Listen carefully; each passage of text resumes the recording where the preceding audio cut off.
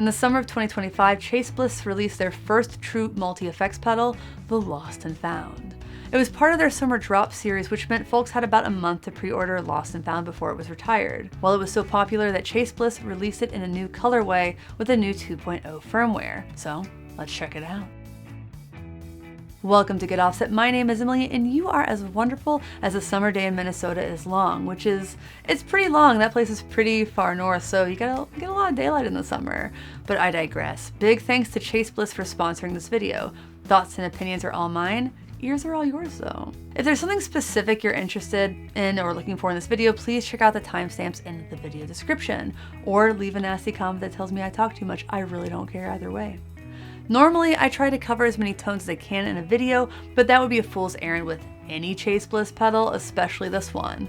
Lost+Found has 12 modes that can, quote, be blended in countless ways for 144 possible effect combos, but you and I have limited time together. So instead, I'll focus on a few of my favorite sounds in Lost+Found after giving you a little background / doing a little bit of housekeeping. For this video, I'm using the mono in stereo out mode. All you need to do to change that mode is engage the MISO dip switch on the back of the pedal. I've also engaged the spread dip switch, so wear headphones. This is going to be a stereo demo. Let's quickly cover controls. Each foot switch turns on one of the effects. You can obviously have both engaged at the same time or both off. This is labeled left and right. The knobs on the side are time and modify. This generally changes with the effect that you choose.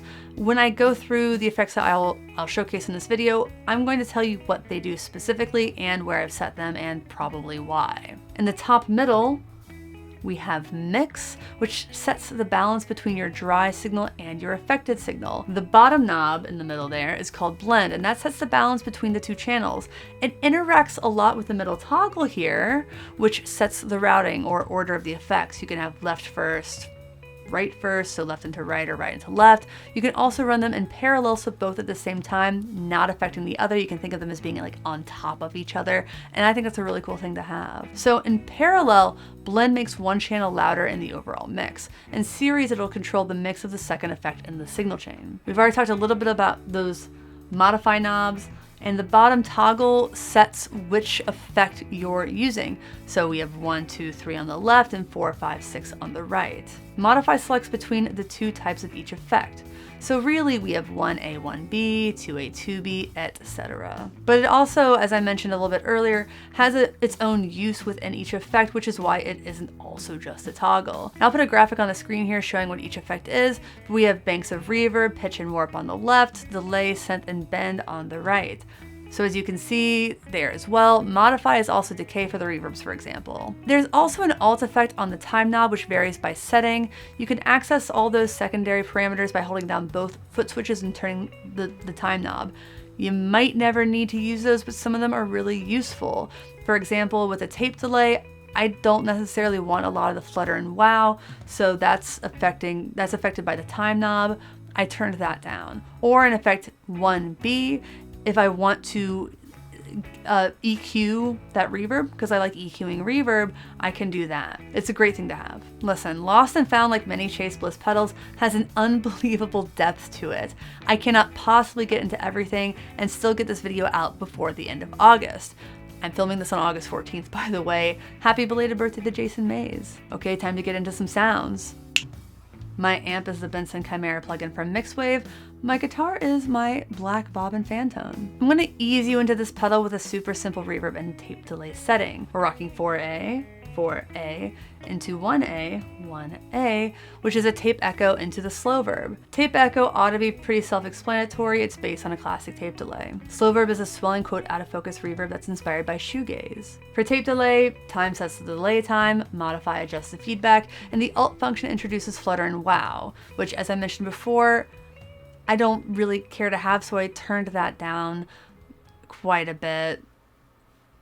It's a matter of your personal taste, and this is mine. Time is going to be set to approximately 11 o'clock on both, and modify I'm going to put at 9 o'clock on both. Mix and blend in the middle.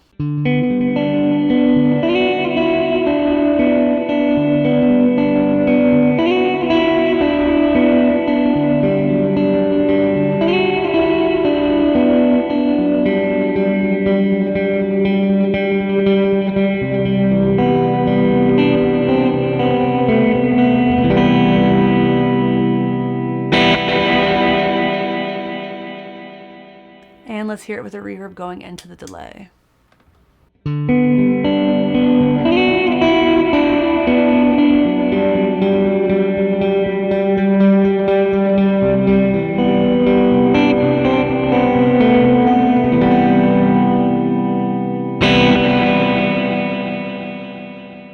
To my ear, they're definitely similar, but there's an interesting rhythmic difference when you have the reverb first versus the delay first.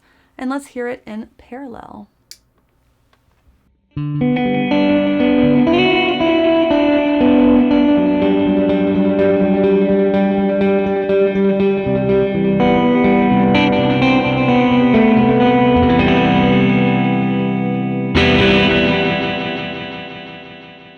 What can I say? It sounds really nice however you use these two settings, and it should. This is definitely the most straightforward, probably the most straightforward of the effects I'll show you today, but it's still a really nice ambient and usable sound in a lot of settings. This next setting is a little bit more out there. We're staying on mode 4 on the right, but we're moving to mode B, which is called Grain Tumbler. It's a granular delay, which is a big favorite of mine. On the left, we're switching to 2A, which is an orchestral swell. I'll start the discussion with 2A. Time controls the swell time, modify controls the pitch, which I've set to an octave down. That's just barely below 12 o'clock. I've not touched the alt, which controls feedback. For 4B, the granular delay, we have time, that controls the grain size. I've set that to about 3 o'clock for a longer, more relaxed grain. It'll be a little bit less apparent, but still very cool. Feedback is set to about 2:30, maybe closer to 2, for a more real-time granular effect. I again haven't touched alt, that controls the grain shape. Blend is slightly favoring the left side and mix is at 100. Lastly, I have left going into right, so the grain is affected by the swells. And let's hear it. One thing I want to note is that I'm trying to mute the string or the phrase before moving to the next one. That'll give me the full effect of the swells.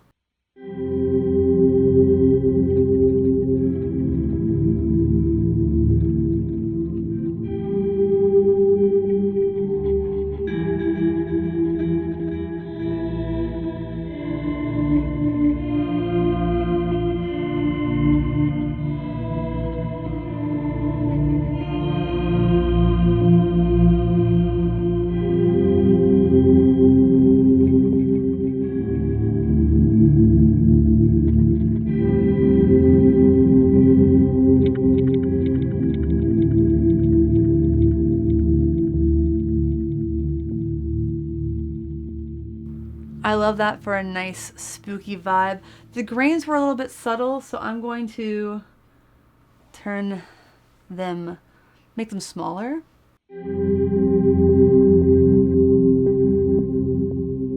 Yeah, you can definitely hear them. That's really, really cool. Let's try it again.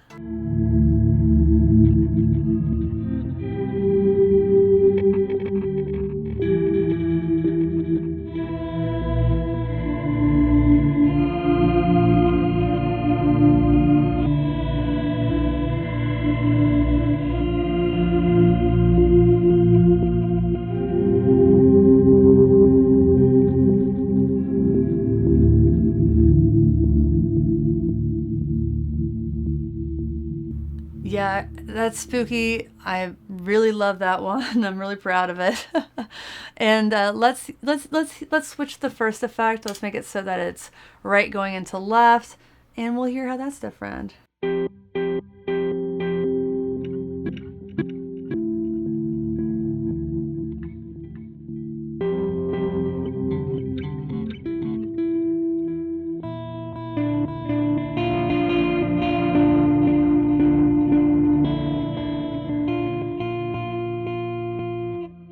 It definitely still suits the Twin Peaks vibe in my opinion, but in a very different way. Maybe more like when they're in the red room, if you know what I mean. Obviously, there the swells are affected by the grain, which is an enormously different feeling. Especially since I have mix 100% wet. Let's hear them in parallel.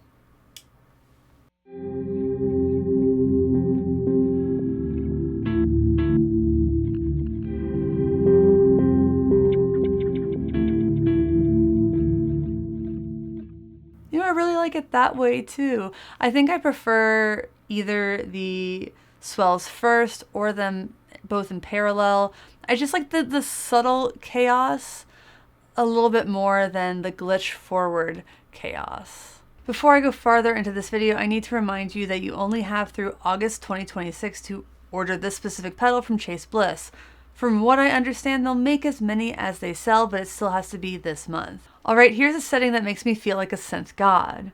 We're still working with 2A, the orchestral swell. This time I have Modify all the way down, which is an octave up, and I have a much faster swell going with that setting at 9. On the right side, we're moving to 5A, which is Impulse Synthesizer, a polyphonic sub-octave fuzz. Time is portamento, and I have that set quite low at 3 o'clock, so basically the opposite of the swell. Modify is texture, and I have that set to be more mellow for now, though I like it richer as well.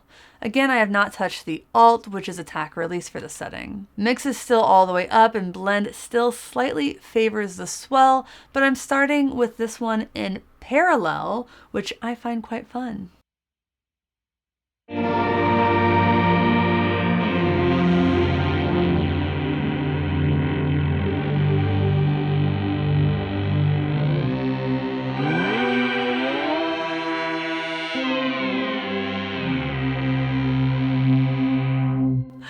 Pretty cool, right? I really love getting that orchestral swell first with the 100% wet signal, and then the low octave synth comes in and adds this really cool, moody 80s texture.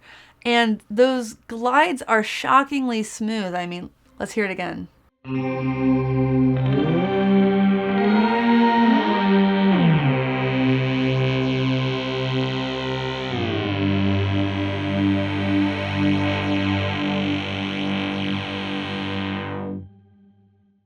I think that this one works best in parallel.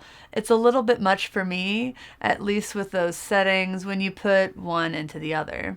And as promised, I'm not going to do that with all of the routing options this time. But let's go ahead and go for a fourth sound setting. For this one, we're going back to that tape echo deal on the right. That is 4A. I'll have time in the middle and modify around 10 o'clock.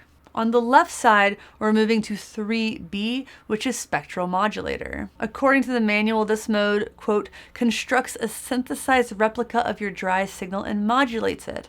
It's pretty wild on its own, but I like running the delay into it. I'll put time, which controls the rate, at about 2, and I'll put modify, which controls depth, at about 2-ish as well. Next to about 10 o'clock. Blend is the same, and right going into the left.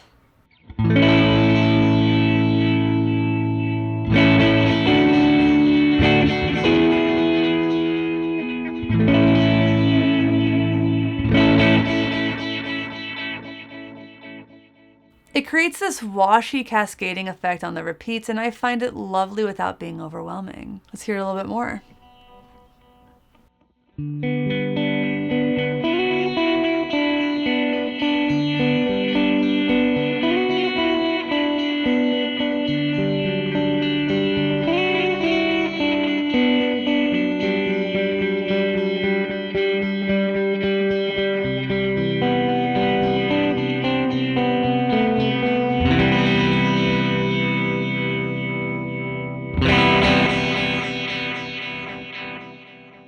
It does a lot more even when I really dig into it. If there's one thing I've really noticed about this pedal, is that it's very responsive to your playing. And for that matter, I really like being able to feed some of these wilder effects into the trails of a delay or the reverb to mellow them out a little bit, but that's just me.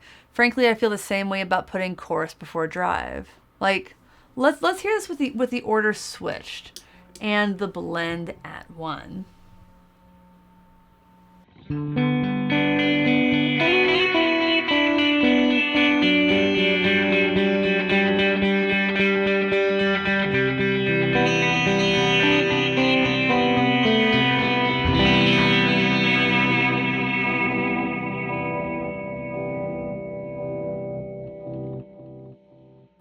It's very cool, but it's very different. The delay trails sound completely different. Check this out.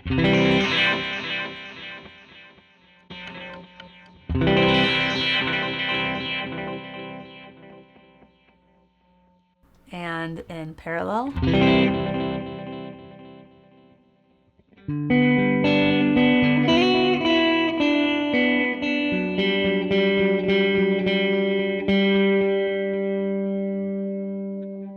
Yeah, I really love those all, but I want to know which one is your favorite. Let me know in the comments. Okay, I think I have enough time to cover one more effect combo. We'll start with the left side on this one. I'm going to go with 3A,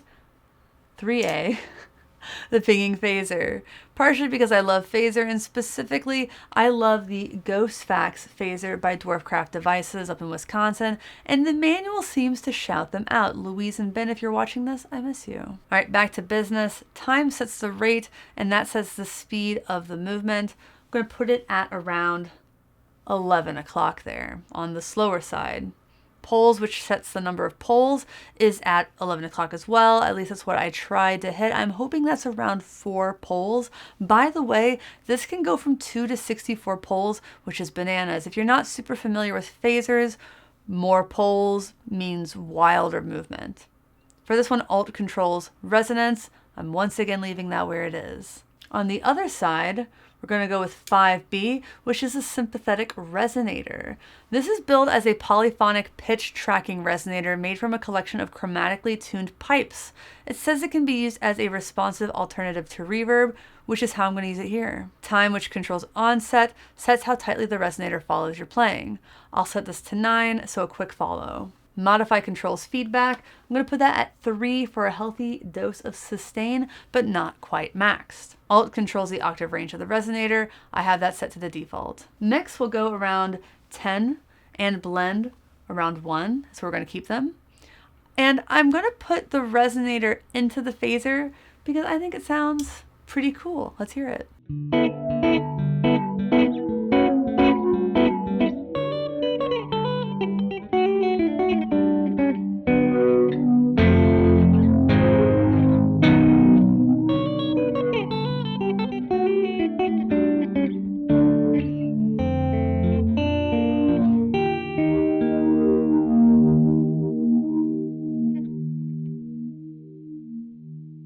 I really love how on the big chords there's a growl from the resonator as you really dig in.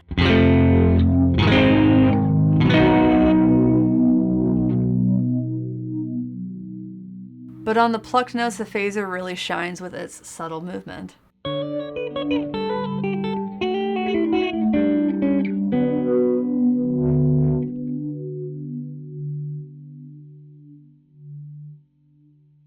I think that overall, one of my favorite things about this pedal is, like I said a minute ago, how responsive most of the modes seem to be. That's both a good thing and a learning curve thing. You may want to adjust your technique here or there to get the pedal to do what you want. For example, how I mentioned muting before playing the next note with the swells. Again, that's not a dig on the pedal. That's more of a case of not expecting the pedal to do all the work.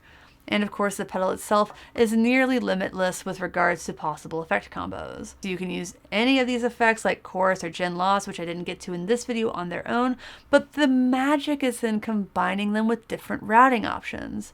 It's a real winner of a pedal, so it's no surprise that Chase Bliss brought it back through the end of August 2026. Obviously, link in the video description. If you liked this video, check out the one on screen, which YouTube has chosen just for you. Please like, comment, subscribe, and all that. Thanks for watching. Thanks for understanding. Until next time, my name is Emily. Goodbye.